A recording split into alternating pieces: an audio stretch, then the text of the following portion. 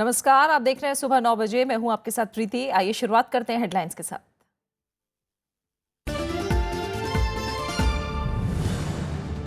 उपराष्ट्रपति मोहम्मद हामिद अंसारी का धार्मिक कट्टरता से बचने पर जोर, कहा नेहरू के विचार आज ज्यादा प्रासंगिक। पूर्ण प्राथमिक शिक्षा वाला पहला राज्य बनेगा केरल।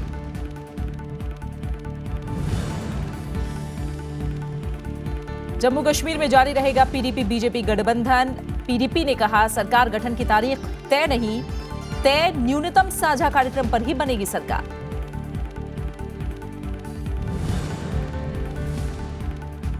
वित्त मंत्री अरुण जेटली का बैंकिंग सुधार और समावेशी विकास पर जोर। बजट पूर्व चर्चा में कहा बच्चों, महिलाओं और वरिष्ठ नागरिकों के लिए पर्याप्त उपाय करेगी सरकार।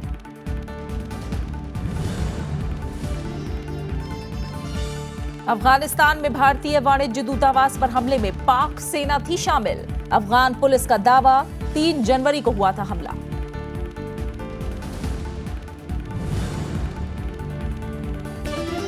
और बराक ओबामा का अमेरिकी राष्ट्रपति के तौर पर आखिरी भाषण। चुनौतियों से निपटने के लिए राजनीतिक एकजुटता पर जोर, कहा आईएस से लड़ाई तीसरा विश्व युद्ध नहीं।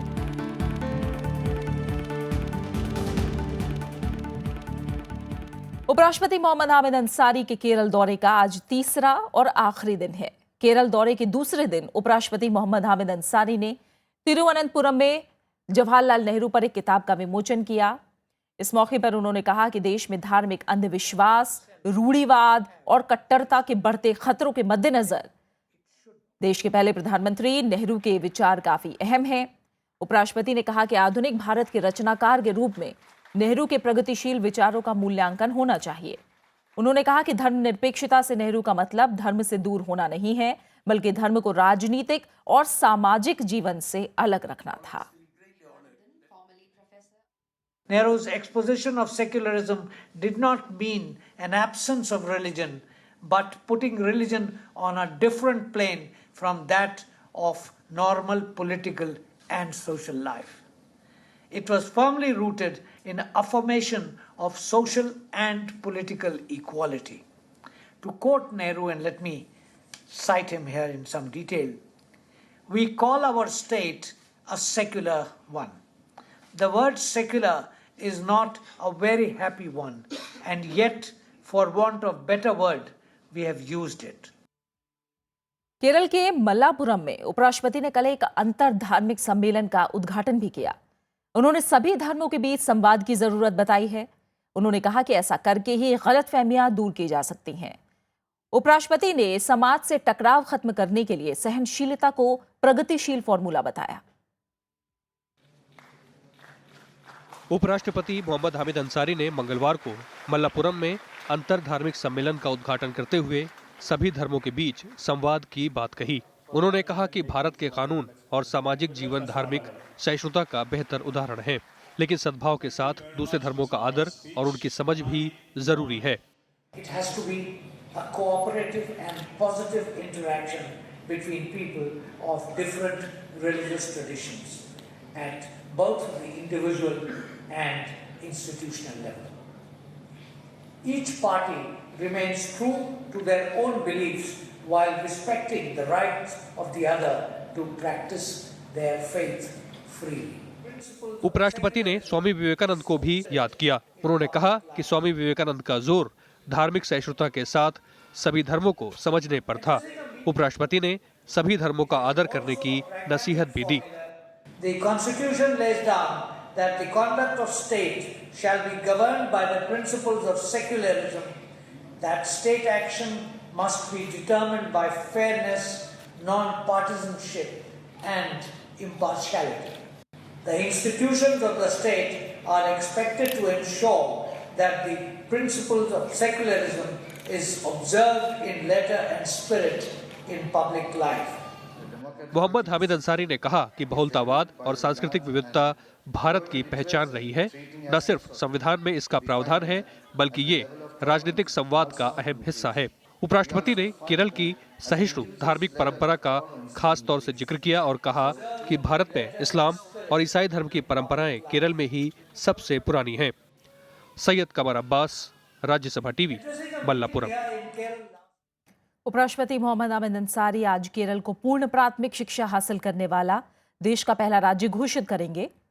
केरल में प्राथमिक शिक्षा से जुड़े अथुलयम कार्यक्रम का दूसरा चरण पूरा हो गया है। कक्षा 4 के समकक्ष इस कार्यक्रम को 15 से 50 साल तक के लोगों के लिए शुरू किया गया था। पूर्ण साक्षरता कार्यक्रम की सफलता के बाद प्राथमिक शिक्षा के क्षेत्र में 100% सफलता केरल की विशेष उपलब्धि है। उपराष्ट्रपति 3 दिन के केरल दौरे पर हैं और आज वर्कला स्थित शिवागिरी मठ भी जाएंगे।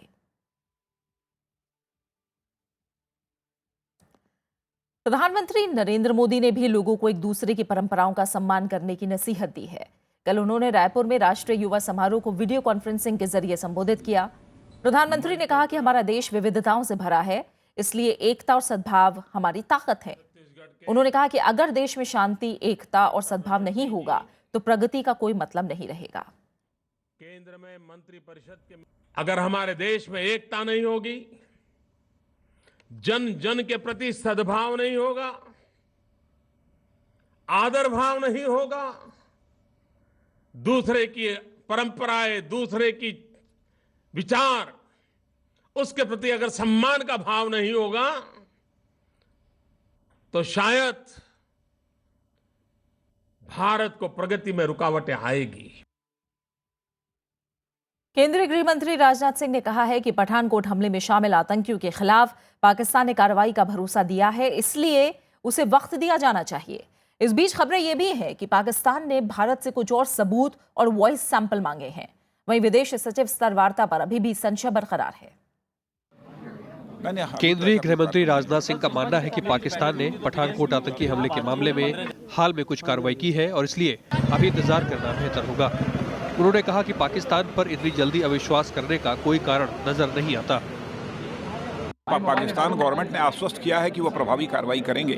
मैं समझता हूं कि इसके संबंध में अभी आप प्रतीक्षा कीजिए और चूंकि पाकिस्तान गवर्नमेंट ने आश्वस्त किया है तो उस पर अविश्वास करने का कोई कारण अभी नहीं है। भारत ने पठानकोट एयरबेस पर आतंकी हमले के मामले में दोषियों के खिलाफ पाकिस्तान से कार्रवाई करने को कहा है, जिसके समर्थन में कई सबूत भी उसे सौंपे गए हैं। लेकिन विदेश मंत्रालय के सूत्रों के मुताबिक पाकिस्तान ने इस मामले में कुछ और सबूतों की भी मांग की है। इस बीच इस मामले की जांच कर रही एनआईए की दिल्ली में पंजाब पुलिस के एसपी सलविंदर सिंह से पूछताछ जारी है। एनआईए ने बाबियाल में दरगाह के केयरटेकर को भी पूछताछ के लिए दिल्ली तलब किया है। एनआईए की टीम ने मंगलवार को जम्मू के कठुआ और सांबा का दौरा किया। एनआईए के मुताबिक पिछले साल यहां हुए हमलों और पठानकोट हमले के बीच समानता देखने को मिली है। इस बीच अमेरिका ने भी पाकिस्तान सरकार की ओर से संयुक्त जांच टीम बनाने और कुछ संदिग्धों को हिरासत में लिए जाने को सकारात्मक कदम बताया है। हालांकि राष्ट्रपति बराक ओबामा की चाहत के विरुद्ध अमेरिकी कांग्रेस ने पाकिस्तान को F-16 लड़ाकू विमान देने से इनकार कर दिया है। सीनेट के इस कदम को पाकिस्तान के लिए बड़ा झटका माना जा रहा है। इस बीच भारत और पाकिस्तान के बीच 15 जनवरी को इस्लामाबाद में प्रस्तावित विदेश सचिव स्तर वार्ता पर संशय बरकरार है। Bureau report, Rajya Sabha TV. इस बीच अफगानिस्तान के एक पुलिस अधिकारी ने कहा है कि मज़ार-ए-शरीफ में भारतीय वाणिज्य दूतावास पर पिछले हफ्ते हुए हमले में पाकिस्तानी सैन्य अधिकारी शामिल थे। बल्ख प्रांत के पुलिस प्रमुख सैयद कमाल सादत के मुताबिक हमलावर पाकिस्तानी सेना से थे और उन्होंने अपने अभियान को पूरा करने के लिए खास तरकीब का इस्तेमाल किया। कमाल सादत ने कहा कि वो हमलावरों की मदद करने वालों की पहचान करने और उन्हें हिरासत में लेने की कोशिश कर रहे हैं।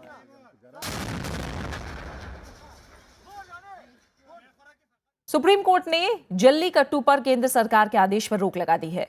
विरोध की अनदेखी करते हुए केंद्र सरकार ने इस पर लगी रोक हटा दी थी। तमिलनाडु विधानसभा चुनाव के पहले उठाए गए इस कदम को काफी महत्वपूर्ण माना जा रहा था। उधर मुख्यमंत्री जयललिता ने प्रधानमंत्री को चिट्ठी लिखकर अध्यादेश लाने की मांग की है। सुप्रीम कोर्ट ने तमिलनाडु के खेल जल्लीकट्टू पर रोक लगा दी है। केंद्र सरकार ने कुछ दिन पहले ही 4 साल पुरानी रोक को हटा दिया था। जल्लीकट्टू पोंगल के दौरान सांडों को काबू में करने का खेल है। सुप्रीम कोर्ट की रोक के बाद अब इस पोंगल पर ये खेल नहीं खेला जाएगा। ये नोटिफिकेशन जो था वो स्पेसिफिकली जल्लीकट्टू तमिलनाडु और बुल्का ट्रेस महाराष्ट्र, गुजरात, कर्नाटक आदि में, पंजाब एटसेट्रा में अलाउ कर रहा था। इसीलिए सुप्रीम कोर्ट ने इस पर पूर्ण प्रतिबंध लगाते हुए इस तरह की किसी भी स्पोर्ट को ऑर्गेनाइज करने पर रोक लगा दी है। That is absolutely contrary to the Supreme Court judgment. और जो हमारा कानून है prevention of cruelty to animals act. So आज सुप्रीम कोर्ट ने जो अब नोटिफिकेशन इशू हुई है उसको स्टे कर दिया है। इस मुद्दे पर तत्काल सुनवाई का आग्रह करने वाली याचिकाओं का जिक्र चीफ जस्टिस टीएस ठाकुर की अध्यक्षता वाली पीठ के सामने किया गया था। तमिलनाडु में जल्लीकट्टू पर लगे 4 साल पुरानी रोक को केंद्र सरकार ने 8 जनवरी को कुछ खास प्रतिबंधों के साथ हटा लिया था। इस पर animal welfare board of India सहित कुछ दूसरे संगठनों ने सुप्रीम कोर्ट से रोक की मांग की थी। बीजेपी ने इस मामले में दूसरी कानूनी विकल्प तलाशने की बात भी कही। The ban again, temporary ban has been implemented. Let us see how it can be tackled, but we cannot suspect the intention of the central government. Central government did it with good intention to respect the sentiments of Tamil. वहीं कांग्रेस ने supreme court के फैसले का स्वागत किया है। The wisdom of the Supreme Court in this matter, it will examine the matter and a proper legal issues will be raised in the matter, and we do hope justice will be done. Supreme court ने 4 साल पहले इस खेल पर पाबंदी लगा दी थी। केंद्र सरकार के आदेश को तमिलनाडु में होने वाले चुनाव से जोड़कर भी देखा जा रहा था।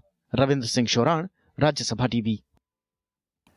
जम्मू कश्मीर में पीडीपी बीजेपी गठबंधन जारी रहेगा। पीडीपी ने साफ किया है कि महबूबा मुफ्ती जल्द ही मुख्यमंत्री पद की शपथ लेंगी और बीजेपी के साथ नई सरकार बनेगी। बीजेपी ने भी पीडीपी के साथ किसी मतभेद से इनकार किया है। बीजेपी पहले ही मुख्यमंत्री पद के लिए महबूबा मुफ्ती के नाम पर सहमति जता चुकी है। इस बीच 18 जनवरी से जम्मू कश्मीर विधानसभा का प्रस्तावित बजट सत्र रद्द कर दिया गया है। जम्मू कश्मीर में नई सरकार और बीजेपी पीडीपी गठबंधन को लेकर स्थिति साफ हो गई है। मंगलवार को पीडीपी के प्रवक्ता मिर्जा महबूब बेग ने कहा कि महबूबा मुफ्ती की अगुवाई में जल्द ही बीजेपी पीडीपी गठबंधन की सरकार बनेगी।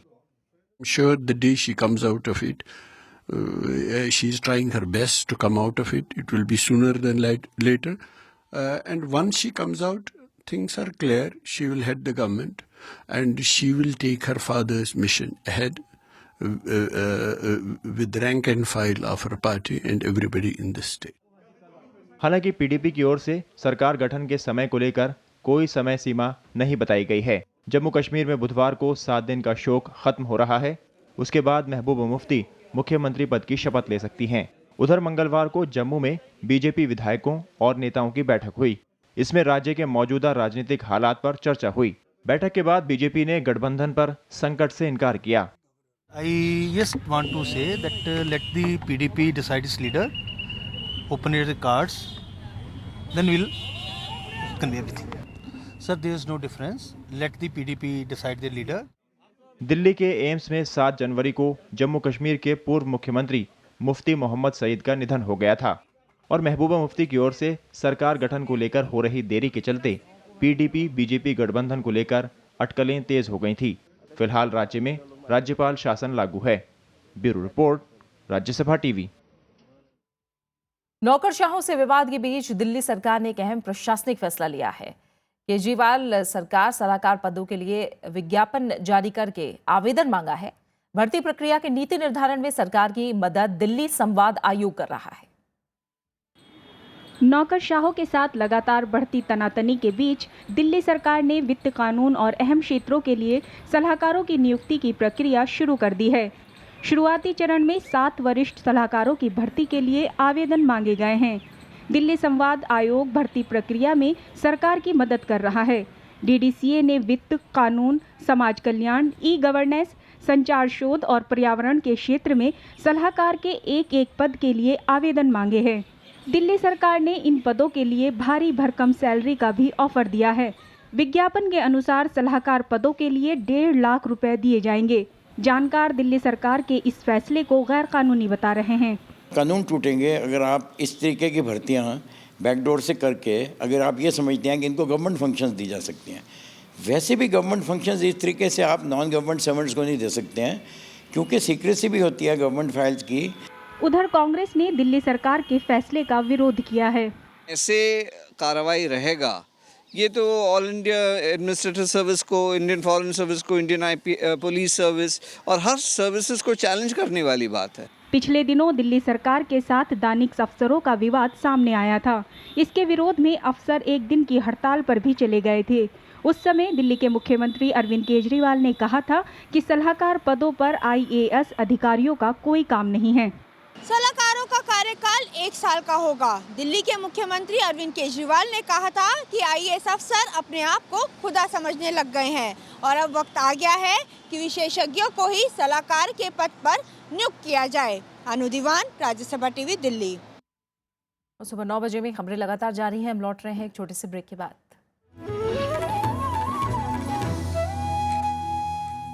যদি তোর ডাক শুনে কেউ না আসে তবে একলা চলো রে, যদি তোর ডাক শুনে কেউ না আসে তবে একলা চলো রে, একলা চলো একলা চলো একলা चलो একলা। विरासत में इस बार गुरुदेव रविंद्रनाथ ठाकुर का रचना संसार हिंदी में पहली बार सिर्फ राज्यसभा टेलीविजन पर। একলা চলো একলা চলো একলা চলো।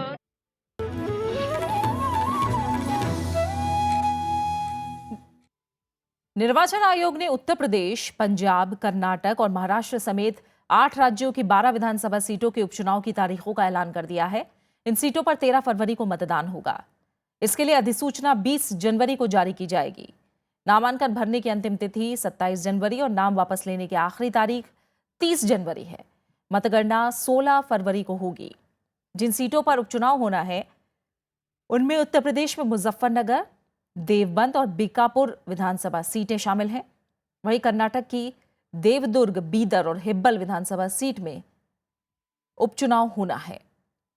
इसके अलावा पंजाब, महाराष्ट्र, बिहार, त्रिपुरा, तेलंगाना और मध्य प्रदेश में एक एक विधानसभा सीट पर उपचुनाव होगा।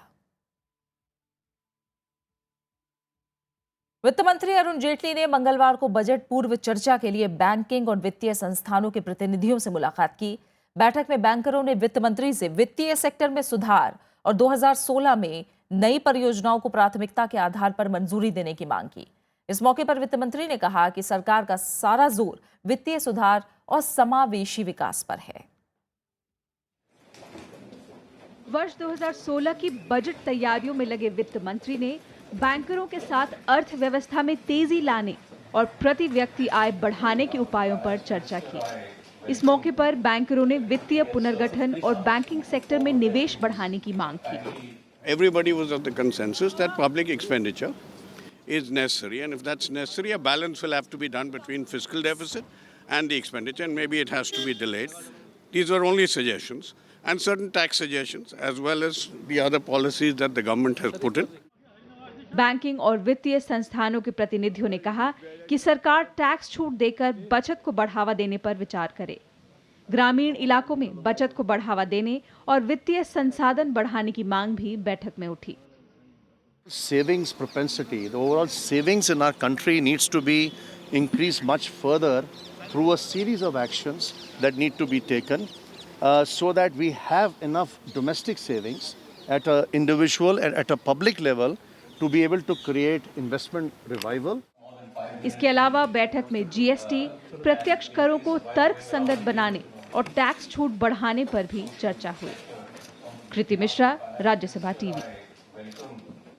अर्थव्यवस्था के लिए आई 2 खबरें अच्छी नहीं रही। नवंबर में औद्योगिक उत्पादन में सालाना आधार पर 3.2% की कमी आई है, जबकि अक्टूबर में इसमें 9.8% की बढ़ोतरी दर्ज की गई थी। वहीं दिसंबर में खुदरा महंगाई दर बढ़कर 5.61% हो गई, जो नवंबर में 5.41% थी। ये लगातार 5वां महीना है जब खुदरा मुद्रास्फीति बढ़ी है, जिसके चलते महंगाई में इजाफा हुआ है। इससे भारतीय रिजर्व बैंक के लिए ब्याज दरों में कटौती करना मुश्किल हो जाएगा। केंद्रीय सांख्यिकी कार्यालय की ओर से मंगलवार को जारी औद्योगिक उत्पादन सूचकांक यानी IIP के आंकड़ों के मुताबिक अप्रैल-नवंबर महीने के दौरान औद्योगिक उत्पादन विकास दर घटकर 3.9% दर्ज की गई है। कैपिटल गुड्स और बिजली क्षेत्र के खराब प्रदर्शन के चलते नवंबर में औद्योगिक उत्पादन में कमी आई है। भारतीय मछुआरों की हत्या करने के आरोपी इटली का मरीन मुकदमे की सुनवाई के लिए वापस भारत नहीं आएगा। इटली के रक्षा मामलों की समिति के अध्यक्ष ने मंगलवार को यह जानकारी दी। 2014 में सुप्रीम कोर्ट ने इस मरीन को इलाज के लिए अपने देश वापस जाने की इजाजत दी थी। पिछले साल 13 जुलाई को सुप्रीम कोर्ट ने मरीन की इटली में रुकने की अवधि 6 महीने और बढ़ा दी थी। आज ये अवधि खत्म हो रही है। इस मामले में दूसरा आरोपी मरीन नई दिल्ली स्थित इटली के दूतावास में है। इन दोनों पर करीब 4 साल पहले केरल तट के पास भारतीय मछुआरों की हत्या करने का आरोप है।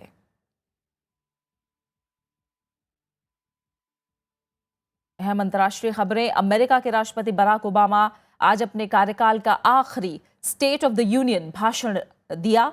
इस मौके पर उन्होंने अपनी नीति और उपलब्धियों को गिनाया। उन्होंने कहा कि बच्चों को बंदूक हिंसा से दूर रखना, समान कार्य समान वेतन, स्वास्थ्य बीमा और रोजगार मुहैया कराना उनकी प्राथमिकता रही है। बराक ओबामा ने कहा कि अमेरिका अर्थव्यवस्था में लोगों को पूरा मौका मिलना चाहिए। For patience, and I will keep pushing for progress on the work that I believe still needs to be done. Fixing a broken immigration system. Protecting our kids from gun violence. Equal pay for equal work. Paid leave.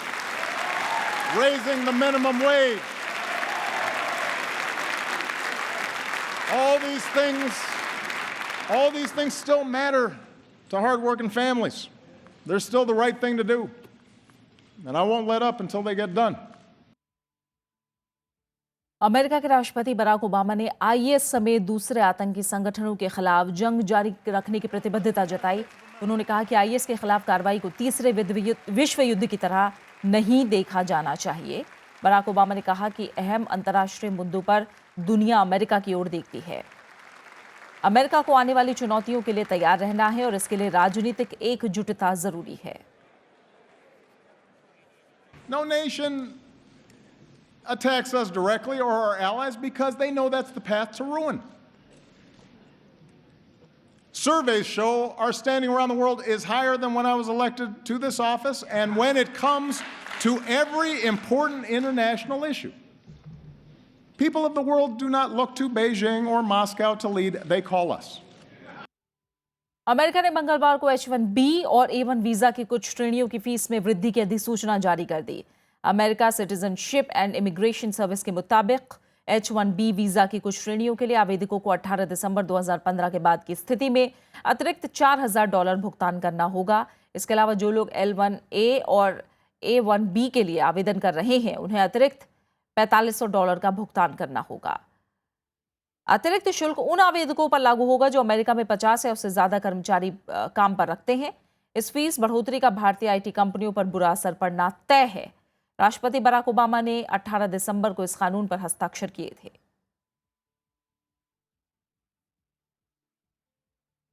Nepal के प्रधानमंत्री KP Sharma Oli ने देश में नए संविधान को लेकर चल रहे राजनीतिक संकट के जल्द सुलझने की उम्मीद जताई है। उन्होंने कहा कि सरकार संकट के समाधान की ओर बढ़ रही है। केपी शर्मा ओली ने कहा कि मधेसी आंदोलन के चलते नेपाल में जरूरी चीजों की कमी हो गई है और भारत नेपाल संबंधों में भी तनाव दिख रहा है। उधर नेपाल के उप प्रधानमंत्री कमल थापा ने उम्मीद जताई है कि विश्व समुदाय नेपाल में नए संविधान को लागू करने में मदद करेगा। उन्होंने कहा कि मधेसी समुदाय की चिंताओं को बातचीत के जरिए सुलझा लिया जाएगा। दूसरी तरफ डेमोक्रेटिक मधेसी फ्रंट ने 10 दिन का विरोध प्रदर्शन शुरू कर दिया है। पाकिस्तान, अमेरिका, चीन और अफगानिस्तान तालिबान के साथ बातचीत शुरू करने पर राजी हो गए हैं। तालिबान से बातचीत के रास्ते खोलने के लिए इन देशों की अगली बैठक 18 जनवरी को काबुल में होगी। इससे पहले इस्लामाबाद में आयोजित 4 देशों की बैठक में तय किया गया कि अफगानिस्तान में शांति बहाली के लिए तालिबान के साथ संघर्ष खत्म होना बहुत जरूरी है। अफगान सरकार और तालिबान के बीच शांति वार्ता बीते साल तालिबान नेता मुल्ला उमर की मौत की खबर आने के बाद टूट गई थी। Afghanistan has created a roadmap. This roadmap in this discussion was shared with our Pakistani, Chinese and American colleagues. So our hope is that we will be able to discuss this roadmap in extensive details. खबर तुर्की से है। Istanbul में हुए आत्मघाती हमले के बाद तुर्की ने सर्च ऑपरेशन तेज कर दिया है। तुर्की पुलिस ने इस्लामिक स्टेट के 60 संदिग्ध आतंकियों को गिरफ्तार किया है। हालांकि अभी तक किसी भी आतंकी संगठन ने हमले की जिम्मेदारी नहीं ली है। जर्मनी ने हमले में मारे गए अपने नागरिकों के प्रति शोक जताते हुए आतंकवाद के खिलाफ जंग जारी रखने की बात कही है। मंगलवार को हुए इस्तांबुल शहर के सुल्तान अहमद इलाके में हुए हमले में 10 लोगों की मौत हो गई थी। विश्व पुस्तक मेले में जहां एक तरफ देश और दुनिया के पुस्तक प्रेमियों का जमावड़ा लगा है, वहीं पाठकों और लेखकों को सीधे संवाद का मंच भी मिल रहा है। इस अनूठे साहित्य उत्सव में लेखक मंच संवाद में सबसे बड़ी भूमिका निभा रहे हैं।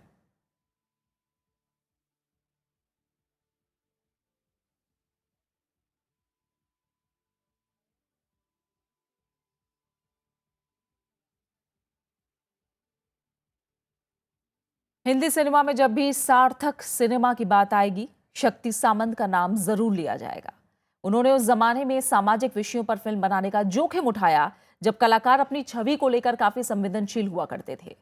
आइए याद करते हैं शक्ति सामंत को उनके जन्मदिन पर।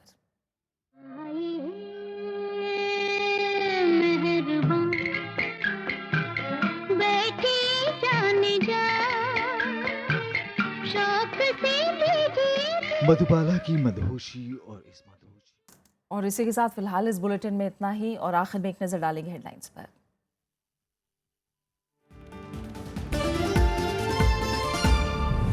उपराष्ट्रपति मोहम्मद हामिद अंसारी का धार्मिक कट्टरता से बचने पर जोर, कहा नेहरू के विचार आज ज्यादा प्रासंगिक, पूर्ण प्राथमिक शिक्षा वाला पहला राज्य बनेगा केरल।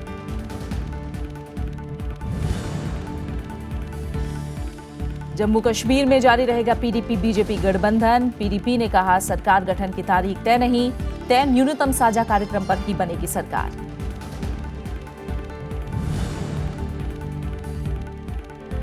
वित्त मंत्री अरुण जेटली का बैंकिंग सुधार और समावेशी विकास पर जोर। बजट पूर्व चर्चा में कहा बच्चों, महिलाओं और वरिष्ठ नागरिकों के लिए पर्याप्त उपाय करेगी सरकार। अफगानिस्तान में भारतीय वाणिज्य दूतावास पर हमले में पाक सेना थी शामिल। अफगान पुलिस का दावा 3 जनवरी को हुआ था हमला। बराक ओबामा का अमेरिकी राष्ट्रपति के तौर पर आखिरी भाषण। चुनौतियों से निपटने के लिए राजनीतिक एकजुटता पर जोर, कहा आईएस से लड़ाई तीसरा विश्व युद्ध नहीं।